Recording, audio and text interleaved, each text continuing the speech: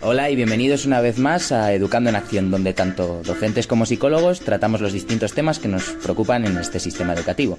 Y en el programa de hoy vamos a ver las distintas teorías educativas y vamos a poder realizar distintas entrevistas, debates y argumentos. Bienvenidos, chicos, tenemos aquí a dos estudiantes de dos de los grandes conductistas y del condicionamiento clásico. Bienvenidos al programa, chicos, sentiros como en casa. Muchas gracias, Bosco, por invitarme al programa. Y bueno, hoy he venido a explicar un poco el condicionamiento clásico de Pavlov. Pavlov me enseñó que un estímulo neutro se asociaba a otra acción convirtiéndose en un estímulo condicionado, generando así una respuesta condicionada. Para explicarlo mejor voy a poner un ejemplo. Vamos a pensar en los peces del estanque del Retiro, que por cierto, no sé qué les dan de comer para que estén tan grandes. Pero bueno, ¿qué hace un pez cuando un trozo de pan cae en la superficie del agua? Como hemos observado miles de veces, los peces nadan hasta la superficie para comerse el trozo de pan. Este comportamiento será porque los peces han asimilado que cada vez que cae algo a la superficie del agua va a ser comida. Entonces, un estímulo neutro, que es como que se caiga algo a la superficie, se va a convertir en un estímulo condicionado que va a ser la comida.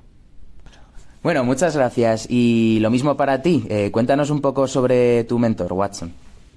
También te quería dar las gracias por invitarme al programa y bueno, hoy voy a explicar un poco el condicionamiento clásico de mi mentor Watson. Watson aseguraba que podíamos cambiar la conducta de la gente creando un miedo irracional a través de un objeto o situaciones cotidianas, ya que las personas asociaban esos objetos a lo que sucedía después. Un ejemplo muy fácil de entender esto son los globos. Un niño de pequeño, cada vez que juega con un globo, se le explota y se asustaba. Entonces, el niño, cada vez que vea un globo, va a tener miedo a que explote. Sí, la verdad que esa teoría es interesante, pero me parece mucho más interesante una que leí el otro día, sobre la extinción y la recuperación espontánea. Poniendo un ejemplo para entenderlo. Imagínase que de pequeño, siempre que aparecía el camión de los helados, este venía acompañado de una melodía característica. Y tras los años, tú ya has olvidado esa melodía que escuchaste durante tanto tiempo. Y de repente estás tan tranquilo andando por la calle y vuelves a escuchar la misma melodía. Y esta simple canción te transmite a tu niñez y a miles de recuerdos de tu infancia. Bueno, muchas gracias, chicos, y ahora vamos a hablar un poco de Skinner, condicionamiento operante, y tenemos aquí a Paula. Bienvenida al programa, cuéntanos un poco. Hola, buenas, pues muchas gracias por invitarme a este programa y bueno, quería contaros que Skinner fue famoso por su investigación pionera en el campo del aprendizaje y el comportamiento. Propuso una teoría para estudiar el comportamiento humano mediante el estudio de las respuestas voluntarias mostradas por el organismo cuando se ubica en un entorno controlado. Basó su teoría en la ley de efecto. Skinner introdujo un nuevo término, la ley de efecto-refuerzo, según la cual el comportamiento que es reforzado tiende a repetirse, es decir, se fortalece, mientras que el comportamiento que no es reforzado tiende a extinguirse, es decir, se debilita. Skinner propuso esta teoría a partir de la realización de varios experimentos con animales. Para ello empleó la llamada caja Skinner, utilizando en sus experimentos especialmente ratas de laboratorio y una jaula particular donde el animal experimental se sometía a procedimientos de acondicionamiento controlados y reproducibles. Algunos conceptos básicos de Skinner fueron el refuerzo positivo y el reforzamiento negativo. El primer experimento fue el refuerzo positivo. Colocó una rata hambrienta dentro de una caja. Al principio la rata estuvo inactiva dentro de la caja, pero a medida que comenzó a adaptarse comenzó a explorar su entorno. Finalmente la rata descubrió una palanca la cual al presionarla le proporcionaba comida. Después el animal satisfazo su hambre, lo que hizo que el animal repitiera esta acción varias veces. En este punto Skinner consideró que el condicionamiento había sido exitoso.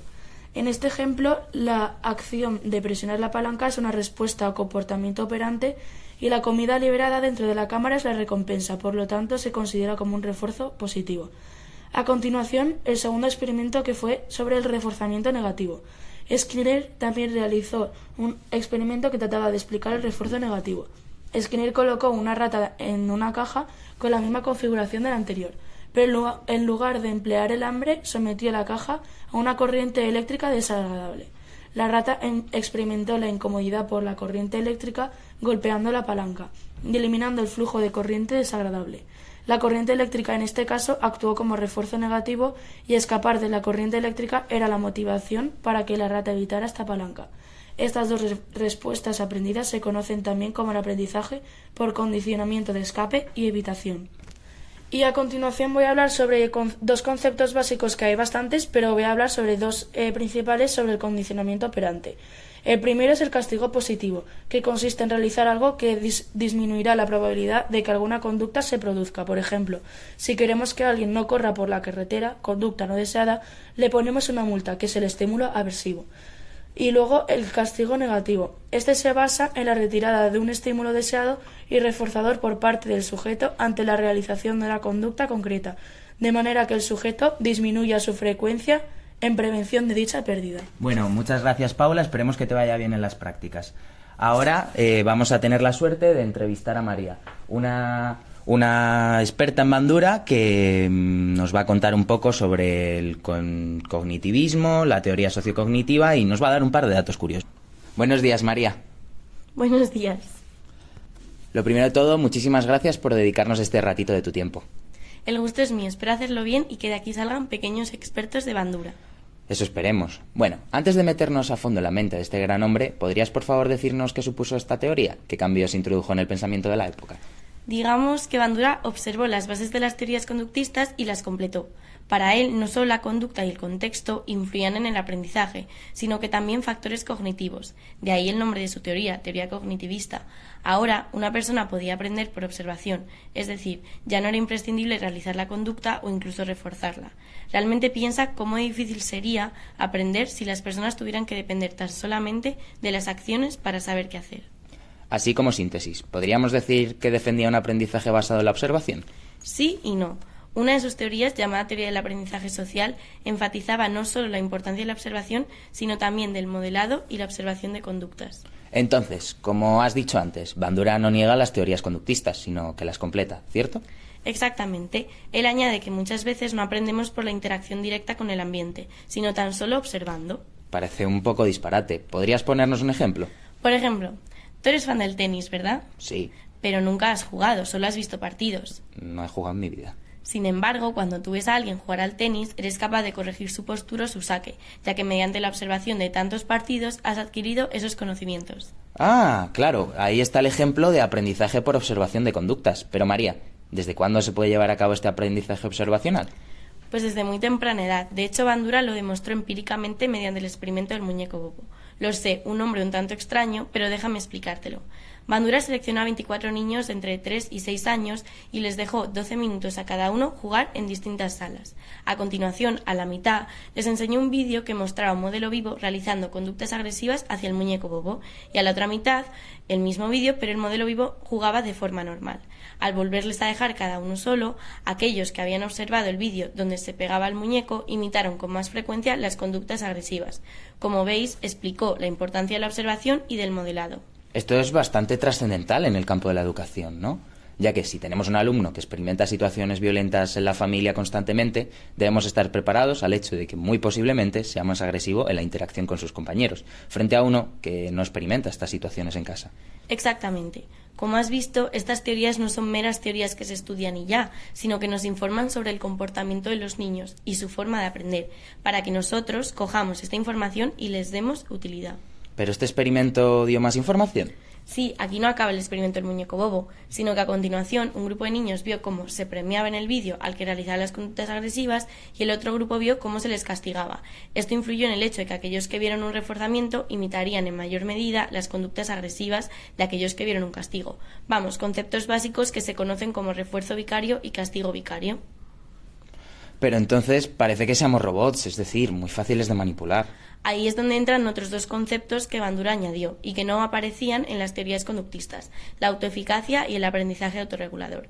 Dicho en otras palabras, la autoeficacia es la capacidad de creer en uno mismo, es decir, cómo de capaz te ves tú para realizar algo y conseguir tus objetivos. Y el aprendizaje autorregulador, como bien dice su nombre, es regular tu propio aprendizaje, pero no solo esto, sino también tus conductas, tus emociones y mucho más. Muchísimas gracias, María. Gracias a ti podemos ver cómo Bandura explicó qué cosas nos ocurren y realizamos día a día, y podemos así ponerles nombre. ¿Querrías decir algo más antes de irte? Sí, claro. Guiado un poco con lo anterior y en relación a Bandura, de la que soy experta, os quería contar una teoría muy curiosa que descubrí estudiando el cognitivismo, la teoría del procesamiento de la información. Lo que más me llamó la atención fue el hecho de que esta teoría presenta una analogía entre la mente humana y un ordenador. Me chocó bastante y no entendía qué podíamos tener en común, hasta que investigué un poquito más y vi que estos psicólogos sostenían esta teoría que sostenía esta teoría veían la mente como un almacén de la información, al igual que un ordenador tiene su nube, ¿verdad? Pero no solo esto, sino que el procesamiento de la información que hace el ordenador es similar al de la mente humana. Le da importancia a la memoria, clasifica y ordena la información perdida puede ser recuperada. A lo mejor no somos tan distintos a un ordenador, quién sabe. Bueno, después de esta maravillosa entrevista vamos a hablar un poco del constructivismo, del cual yo, como se sabe, soy un especialista. Porque el constructivismo, si no lo sabéis, es la teoría de moda de este siglo XXI, ya que esta teoría pone en el centro al alumno y no utiliza tanto los procesos memorísticos, haciendo protagonistas en todo momento a los alumnos, creando procesos más interactivos, activos y participativos. Pero como todo en la vida tiene raíces, algunas más gordas que otras, el constructivismo mama directamente de la Gestalt, que se podría traducir como forma o configuración, y surge a principios del siglo XX. La máxima de este precedente es: el todo es más que la suma de sus partes, y se centra sobre todo en la atención y percepción, con mucho interés en las ilusiones ópticas que hemos visto tantas veces en redes.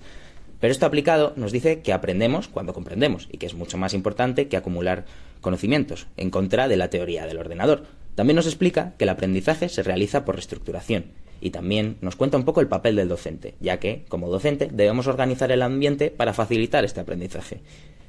Uno de los grandes predecesores de este pensamiento es Jean Piaget, que toma de los gestálticos la idea de la existencia de estructuras mentales llamadas esquemas cognitivos. Si habéis estado cerca de niños o sois de una familia numerosa como yo, os habréis dado cuenta, como Piaget, de que los niños de edades similares cometen errores similares, ya sea llamar a la cebra caballo o a un burro caballo.